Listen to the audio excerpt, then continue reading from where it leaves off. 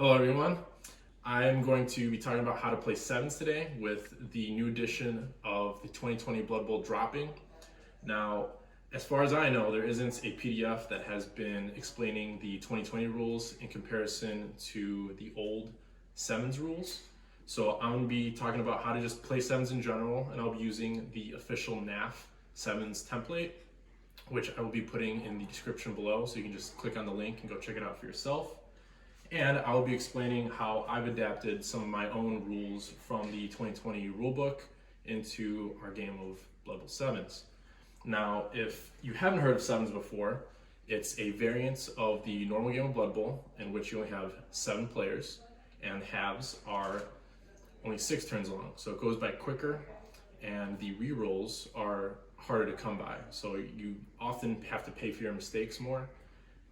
In general, I would say if you want to get good at Blood Bowl or learn how to space better, sevens is the game for you because it really teaches you where to put your players.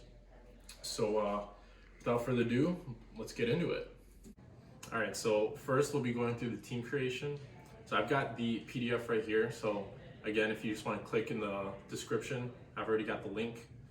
So if you want to just follow along. So teams can only be purchased using 600,000 gold pieces.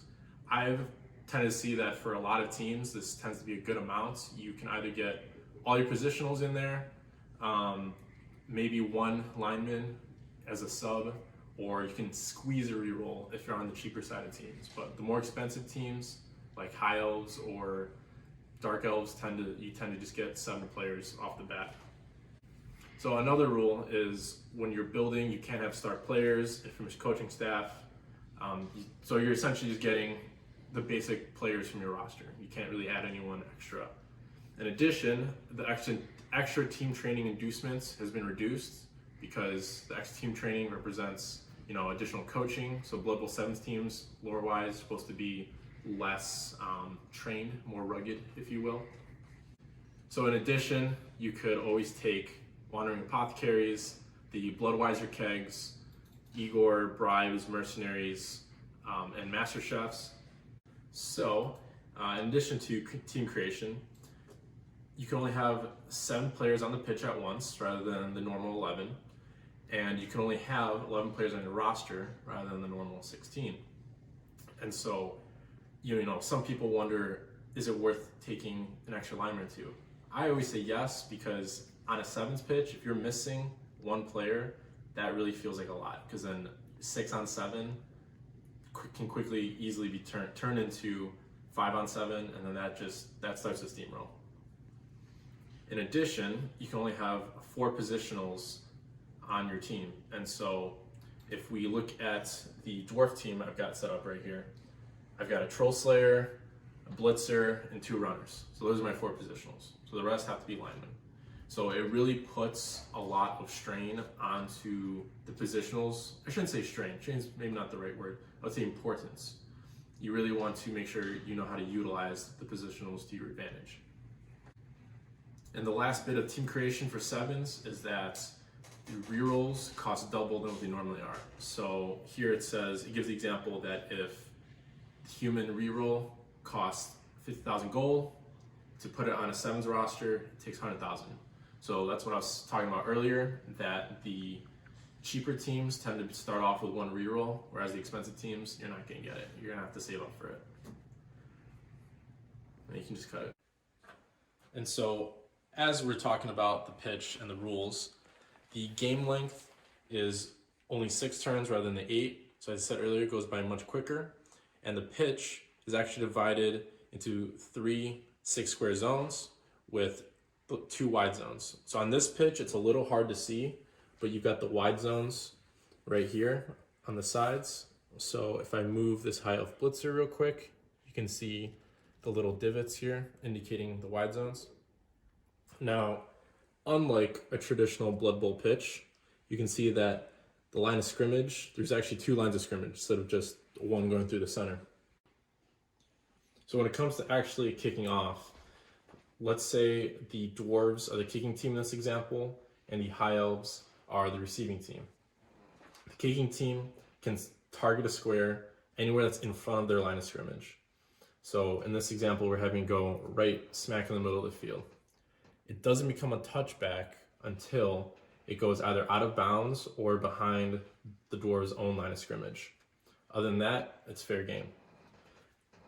Another notable difference from sevens compared to traditional Blood Bowl is that the ball will scatter to D6, taking the lowest results used. And so once the ball begins scattering, you do traditional kickoff events. Now, the kickoff events in the PDF, in the NAF PDF, are different than that of the new rules. So me personally, I've been adapting the 2020 kickoff events for my sevens matches and leagues. However, that is purely up to the league commissioner's choice at that point.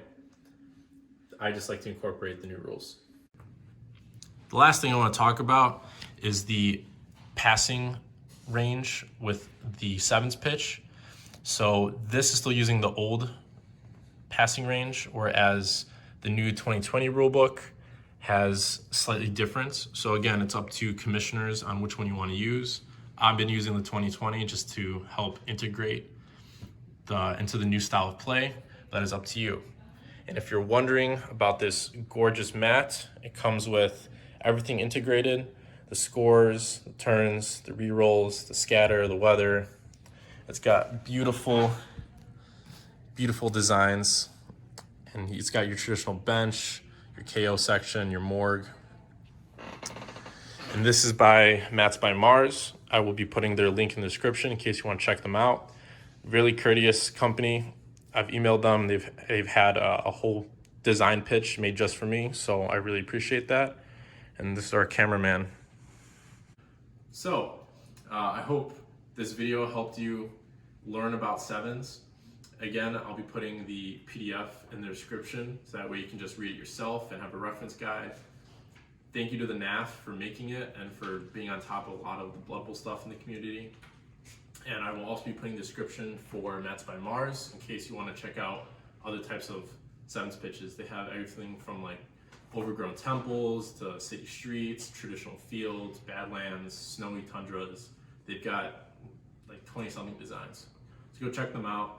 And like I said, this video is being made right maybe about a month after the 2020 edition has just dropped.